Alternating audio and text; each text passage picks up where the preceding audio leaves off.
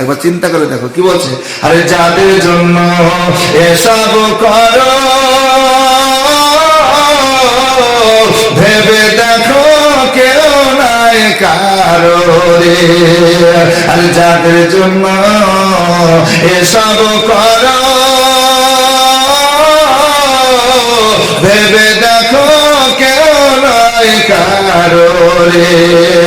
আরে এখন না বুঝে বুঝবে তুমি, এখন না বুঝে আরে বুঝবে তুমি, যেদিন পড়বে রে কাফন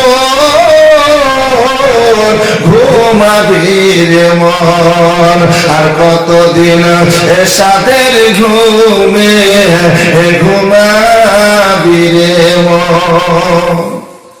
যেদিন কাফন পরে নেবেন, মরার পরে কাফন, সেদিন বলবে আমি কি করেছি, সব তো পরের জন্য।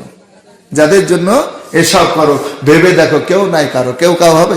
ও বেটা আমি তোমার বাবা, তোমার জন্য কি করেছি, ঘর বাড়ি গাড়ি সবকিছু করে দিয়েছি। ওরে বাবা আমার একটা নেকি কমে গেছে, একটা নেকি দে তো, বেটাতে দিবে? দিবে? কেউ দিবে না বাবা।